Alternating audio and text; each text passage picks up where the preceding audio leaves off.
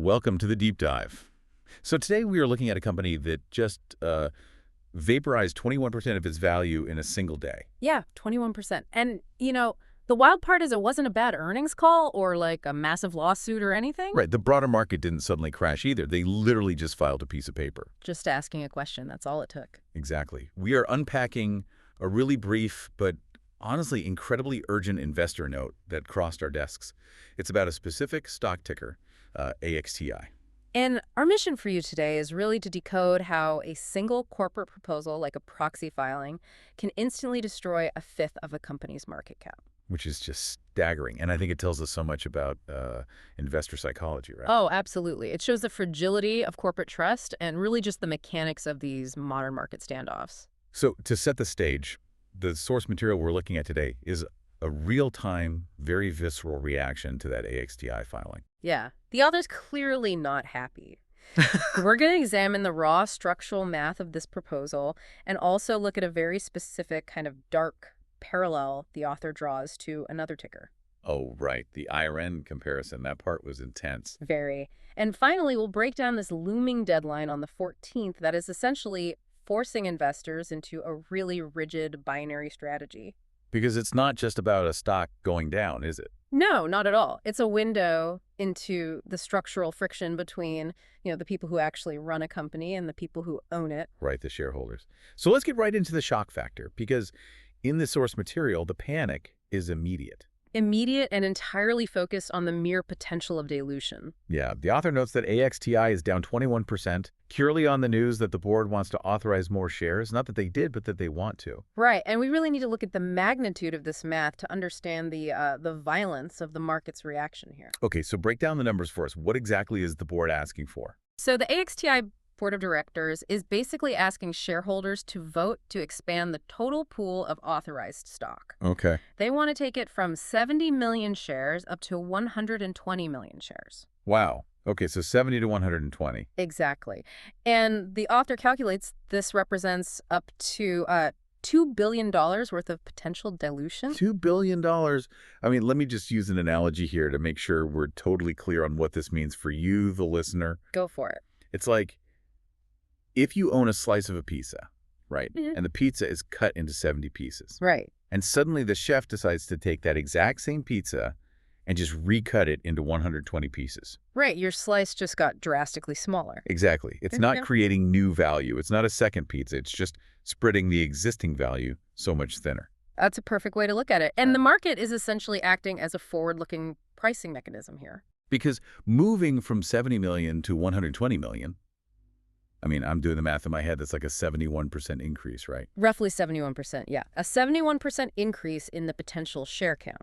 Which is huge. It's massive. When you're an investor, you model future earnings per share. So if the denominator in your equation, the share count, suddenly has the potential to almost double. Then the value of every existing share just collapses in your model. Exactly. The market isn't going to wait around nicely to see if the board will actually issue those shares. Right, because traders are algorithmic now. Mostly, yeah.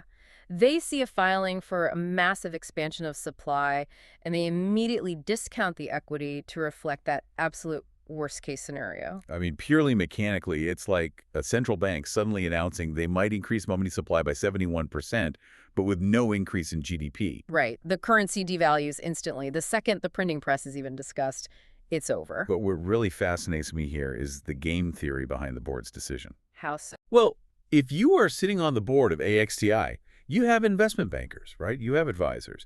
You aren't blind. Sure, they know what they're doing. Right. You know that asking for a 71% increase in authorized shares is going to just act like a wrecking ball on your stock price. Oh, they definitely know that. So why ask for 50 million shares all at once?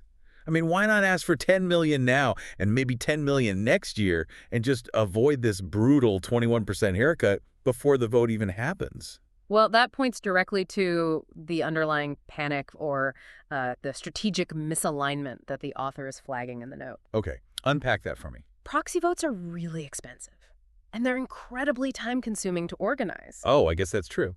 Yeah, so management teams often prefer to just rip the Band-Aid off, right? They want to get a massive block of authorized shares approved in one single go. And they just put it on the shelf for later. Exactly. Put it on the shelf for future use over several years. It's a strategy of ultimate convenience for the board. So they get a massive capital reserve, basically a blank check. Right, a blank check without having to constantly go back to the shareholders and beg for permission every 12 months. But the author of our source note is looking at that exact same strategy of convenience and interpreting it as, like, a hostile act. Yeah, a completely hostile act. Which brings us to the really subjective warning in the text. The author explicitly states that relying on trust in management to use this $2 billion dilution wisely is a terrible idea. They don't mince words. They called a mere filing of this proposal a blaring red flag. But, okay, let me just play devil's advocate for a second here. Sure. Shouldn't a board of directors have the operational flexibility to raise capital if they need to? Well, yes, in theory. Because we're in an incredibly volatile macro environment right now. Right. Companies need cash war chests, right? Right, for M&A defense, strategic acquisitions, or just surviving a credit freeze. Exactly. So why is the author treating a standard, albeit very large, shelf registration as malicious? Well, the author's logic is deeply rooted in what we call the principal agent problem. Okay, explain that for us. Yes. A board needs flexibility. A standard authorization to increase the share count by, say, 5 or 10% is just routine housekeeping. Right, that gives management a tactical reserve. Exactly. But a 71% increase shifts it from being a tactical reserve to being an existential threat to the current equity holders. Because the sheer size of it changes the nature of the request. Right. For this specific investor, the filing signals a profound disconnect. The board is prioritizing its own ultimate optionality over the shareholders. By optionality, you mean their ability to raise $2 billion whenever and however they want. Precisely. They are putting that above the preservation of the shareholders' current wealth. So the author is signaling that when a board asks for that much power all at once, the social contract between management and the investor is just broken. Completely broken. And the author doesn't just leave this as some theoretical complaint about governance. Right. They introduce a very specific historical precedent to justify their panic. This is where it gets really dark. Yes, the source note points to another stock ticker, AREN. Right, aorta. And they explicitly highlight AREN's quote-unquote excessive $6 billion dilution. Which is wild, and the author draws a straight line between that event and the current situation with AXTI, claiming it's the exact same playbook. They do. But wait. $6 billion versus $2 billion? I mean, that is a massive difference in scale. It is a big difference in the raw numbers, yeah. So what is the author actually trying to communicate here by using AREN as this, like, ghost of Christmas future? Well, it's because the absolute dollar figure isn't actually the core of the warning. The mechanism of the value destruction is what matters. The mechanism. Yeah. The author is using IREN to invoke the concept of toxic financing, or what the market sometimes brutally calls a death spiral. Oof. Death spiral. That sounds terrible. It is. By bringing up IREN's $6 billion dilution, the author is reminding you, the listener, of a very specific structural trap. Okay, what's the trap? When a company has a massive, oversized pool of authorized shares just sitting on the shelf, they often utilize what are called at-the-market offerings, or ATMs. Okay, ATMs. Let me make sure I have this right.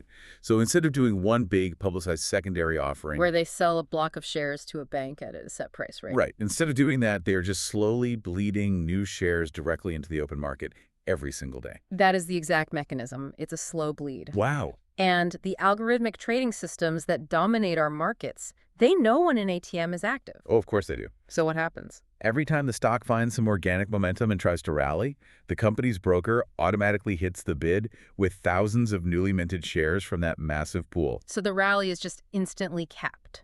Instantly. The buying pressure is completely absorbed by the new supply. The stock drops, the momentum dies, and existing shareholders are diluted at lower and lower prices. Man, that's brutal. So the author is pointing to IREN to basically say, I've seen this movie before. Exactly. They're saying a massive authorization turns the company into an endless share printing machine, and it mathematically suppresses any upward price movement. It's structural resistance. You aren't just fighting regular sellers who are taking profit. No, you are fighting the company itself. The company is using its own stock as an ATM machine. That is wild. It is. And the author isn't waiting around to see if the AXTI board will be, responsible stewards of this new 50 million share pool. Right, because the sheer existence of the pool is the structural flaw. Hmm. They just assume if the board has the loaded weapon, they will eventually fire it. The phrase you just used, the loaded weapon, that is the absolute perfect way to understand the immediate action plan the author outlines next. Because there's a deadline here. There is. Everything in this source note hinges on a very specific upcoming catalyst. The shareholder vote on the 14th. The 14th, okay. This is the moment the shareholders either hand the board the weapon or they confiscate it. Right. And the author's strategy around this date is remarkably rigid, like very binary. Extremely binary. The text outlines a strict conditional approach. So the author states that if the proposal passes on the 14th and those 50 million shares are officially authorized, they personally will not hold the stock. They're out. Complete exit.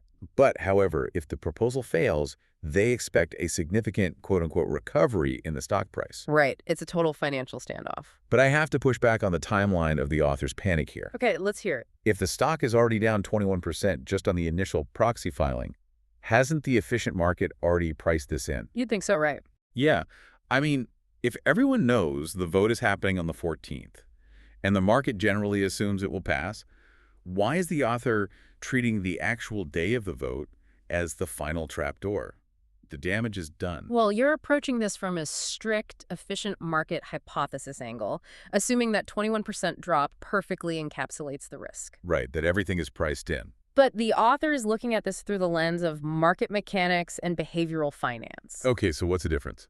There is a massive, tangible difference between the probability of dilution and the certainty of an active overhang. An active overhang. So even if the board doesn't sell a single share on the 15th, the mere official authorization acts like a wet blanket on the stock. Exactly. Anytime the price tries to rally, institutional buyers hold back. Yeah. Because they know the board could just dump millions of shares into the bid at any second. Wow. Okay, so that is the definition of a market overhang. Precisely. Before the vote on the 14th, those 50 million shares are just an idea. Institutional money might stay on the sidelines waiting for clarity, which causes that initial 21% drop. But if the vote actually passes? If it passes, that $2 billion worth of potential dilution becomes a permanent structural reality. And large funds just won't touch a stock with an overhang of that magnitude. They won't, because their own models show that the upside is mathematically capped. So the author's strategy to sell immediately if it passes is really just a refusal to subject their capital to that permanent wet blanket. Right. They don't want to play a guessing game about whether management will dilute tomorrow, next month, or next year. The mere fact that the capacity exists is enough to trigger the exit. Absolutely. And conversely, let's look at the other side of this binary strategy. If the vote fails on the 14th, the author expects a sharp recovery. But mechanically, why would a failed vote cause the stock to bounce? I mean, the company still has whatever underlying fundamental issues caused the board to want $2 billion in the first place, right? Well, yes, but think about the math. If the shareholders vote no, they effectively revoke the board's access to the printing press. Okay, so that $2 billion threat is forcefully removed from the table. Exactly. The overhang evaporates instantly. All of those algorithmic models that discounted the stock by 21% based on a 120 million share count. Oh, they suddenly have to recalculate based on the original 70 million share count. Bingo. Yeah. The worst-case scenario has been averted. And furthermore, you often see a behavioral shift here. What kind of shift? A failed vote signals that institutional shareholders are engaged, they're active, and they're willing to put management on a leash. Oh, I see. That forces the board to find non-dilutive ways to run the business. Right, which the market generally rewards. It really is an incredible display of this tug-of-war for control. I mean, the vote on the 14th isn't really about housekeeping at all. Not even a little bit. It's a full-on referendum on who actually dictates the future of AXTI. Yeah, it forces us to look at the broader implications for the companies we choose to invest in. Absolutely. When a board utilizes proxy votes to attempt massive, sudden capital expansions, they are really testing the limits of shareholder apathy. And the author of our source note is clearly anything but apathetic. Definitely not. By publishing this warning, analyzing the 21% pre-vote drop, and invoking the toxic financing history of IREN, They are actively trying to galvanize other shareholders. yes, to recognize the structural danger of this proposal before the 14th. So if we pull all these threads together, we can really see a clear chronological narrative of value destruction and game theory playing out in real time. It's a textbook case. We started with a single corporate proxy filing, a seemingly mundane request by the AXTI board to authorize 50 million more shares. We examined how the raw math of that request, representing a staggering 71% increase in potential supply, instantly triggered a 21% drop as the market forcefully discounted the stock. And then we explored the breakdown of the principal-agent relationship.